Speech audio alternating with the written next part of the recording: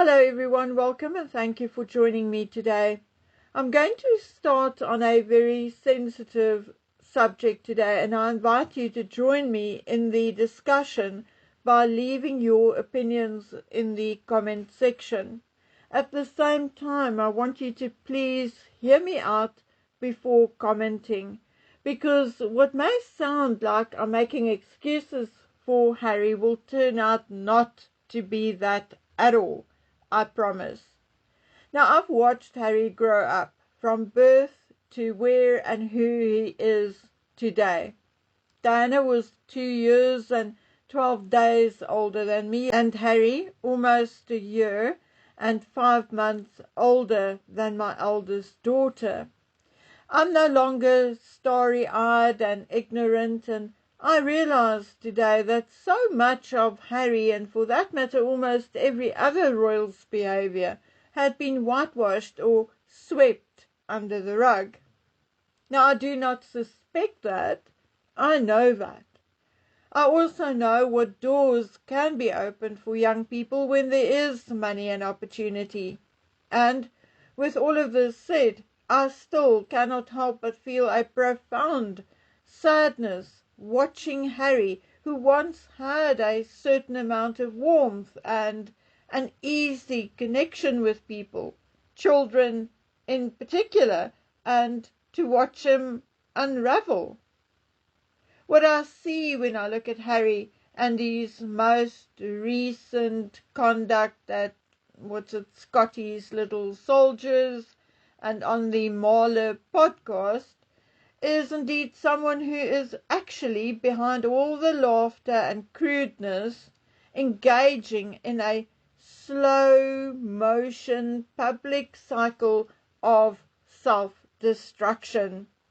I'm convinced that unless Harry steps away from the cameras, the lawsuits, the defensive battles, and finds a way to follow a path of quiet and genuine healing, to rebuild a private life, undergo low-key but deep, non-publicized psychological rehabilitation, he will continue on this path of self-destruction.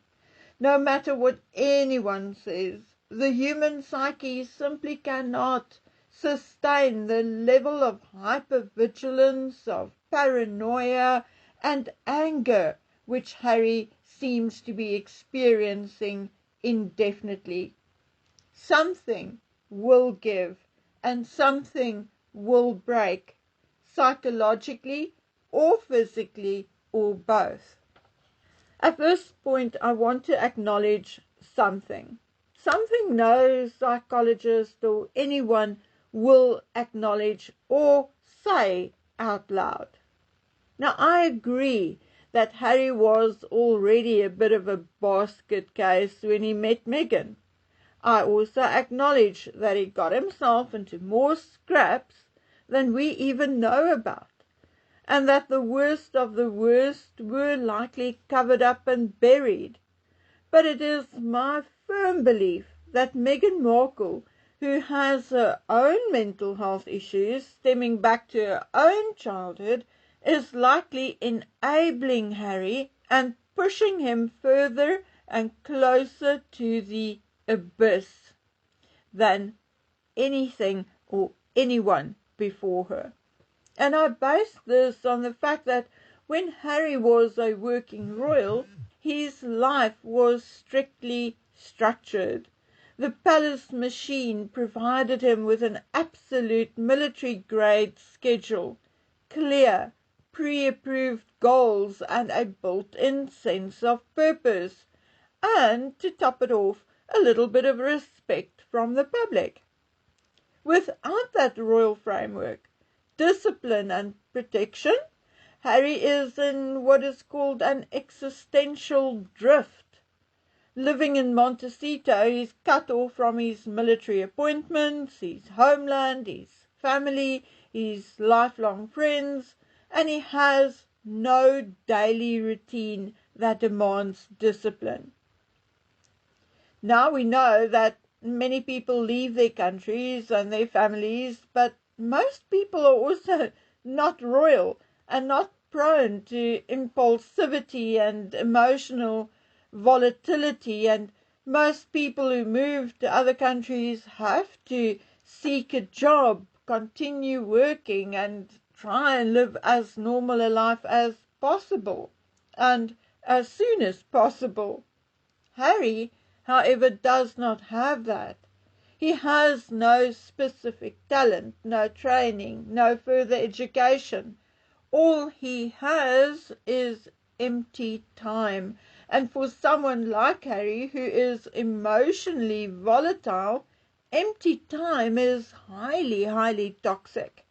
Without a clear and definite reason to wake up to, the mind, and not just Harry's, easily turn inward, feeding on old resentments and paranoia, and in Harry's case, even legal obsessions. Now, if you don't mind, I want to interject here again with my own experience and feelings. I suffered from depression and felt misunderstood most of my life. And at about 36, 37, I was then diagnosed by a brilliant Indian doctor in Durban, KwaZulu-Natal, as having ADD. Fortunately or unfortunately, I've not decided which it is, I have also had my IQ and my cognitive abilities tested, and I scored very, very high on both. Well, relatively well above average. Now, I still do cognitive tests on a regular basis because both my mother and maternal grandmother had dementia for at least 5 to 7 years before they passed away, and I myself had a TIA at 55. So taking my own family history, my ADD and depression into consideration, I cannot begin to tell you how important this YouTube channel is to me. I cannot imagine not having the channel, even if there are days that I just want to close the laptop and go back to bed. So I can fully understand why it is so very toxic for Harry not to have structure, routine, and goals on a daily basis. Harry is not just semi-useless because he is royal and not highly educated, because he was raised in the protective environment of a palace. But he's also hampered by a lack of stimulation, a lack of goals and discipline and routine.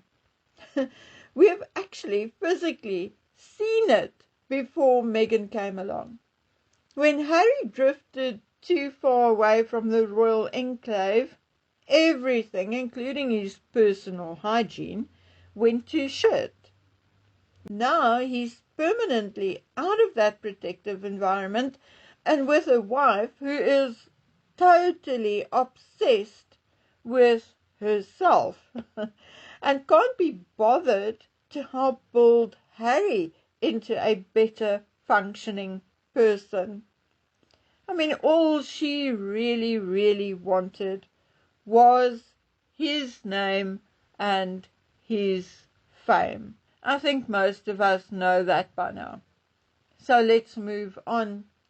Harry turns 42 in September.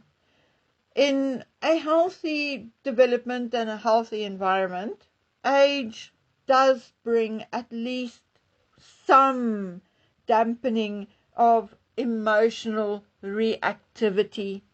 I mean, really, why would a 42-year-old father of 2 children behave with less maturity than a single 21-year-old? There are not many answers to that question, and in Harry's case, there may indeed only be two reasons why he's suddenly, well, not suddenly, but why he's acting like the class clown and village idiot. Firstly, Harry has burned every bridge to his past life. After the last visit with his father, it is difficult for us to say what direction their relationship is moving in, but Harry has definitely alienated his brother, his extended family, the British public, and most of his former friends. If he should, say, suddenly calm down and admit he had gone too far, he will have to face the agonizing reality of what he had sacrificed. And more than that, what he had sacrificed it for. So to avoid that hurt and embarrassment, he doubles down and behaves even more defiantly in an attempt to convince himself that his so-called crusade is a righteous one, or that he is a cool dude, one of the boys. Secondly, in royal life, Harry was surrounded by staff who advised him, steered him in the right direction, and who, even on the odd occasion, said no to him. Now he is in this bubble of his own making, where his primary influence, namely Meghan Markle, is likely validating all his grievances and all his suspicions, and who may even be fueling his paranoia. So without someone to tell him, hey dude, Prince Harry, this oversharing about the state of your private parts and your bathroom habits is damaging your dignity, Harry is continuing to push the boundaries because in his warped and befuddled mind, he really believes he is speaking his truth and making himself even more popular. Now, tomorrow we'll talk a bit more about why I think Harry is the way he is and what I think the motives of the people around him are. I thoroughly believe that Harry is indeed being allowed to continue on this destructive path for a few, shall I say, nefarious reasons. And we'll talk about what can and should be done, because although I am rather sad to see Diana's son turn out this way, in my opinion, Harry should never be allowed to resume any role within the monarchy.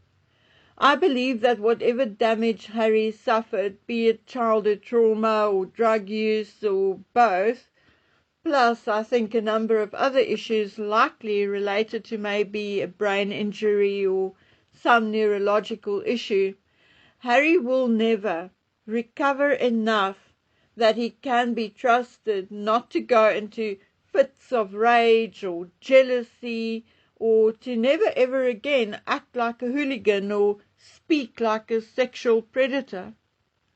So guys, I'm going to call it a day. My poor Akira yellow dog was very sick and is still rather sick. I had to rush her to the vet.